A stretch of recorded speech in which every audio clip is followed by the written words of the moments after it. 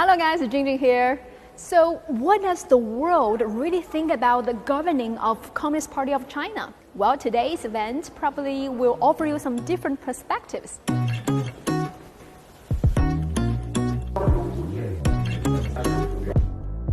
Because today, over 100 senior diplomats representing different countries are gathering here, along with 500 guests representing different countries from all corners of the world joining online.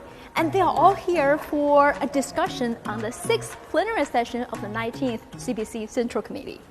فلقد أعاد هذا الحزب منذ تأسيسه ثم بعد ذلك منذ تأسيس الدولة الصينية إلى اليوم أعاد للصين رونقها، ونحن نعلم تاريخ الصين في القرن التاسع عشر والصعوبات الجمة التي واجهتها والتحديات والتدخلات الخارجية في شؤونها. أما اليوم ونحن نرى 100 عام من التاريخ الخاص بالحزب، فسنرى أن هذا الحزب قدم الكثير والكثير لشعب الصين ودولة الصين. While sharing the successful experience of the CPC, Russian ambassador also fired back at the U.S. President Joe Biden's decision on the so-called Democracy Summit. Удивительно, что некоторые страны, отнюдь не являющиеся образцами в своем внутреннем развитии, претендуют на то, что именно они являются обладателями, владельцами сокровища.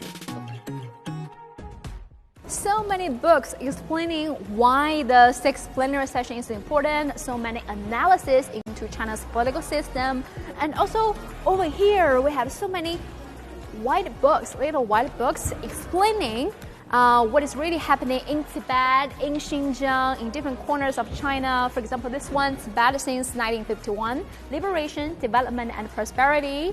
And also we have here respecting and protecting the rights of all ethnic groups in Xinjiang. So if you really want to understand what is happening, grab a book.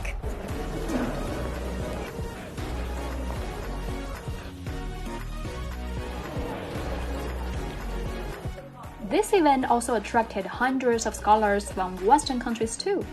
How do they feel about it? I talked to the researcher Carlos Martinez, who is based in London. It was a really inspiring event, and to have speakers from the International Department of the CPC, as well as guest speakers from Brazil, Pakistan, Nigeria, Yemen, Cambodia, and a number of other countries, sort of helped to form an understanding that there's huge support for and solidarity with China, the Chinese people, the Chinese leadership around the world, which living in a country like Britain, it's easy to forget because our media, especially over the last few years, has become so anti-China and so hostile to China.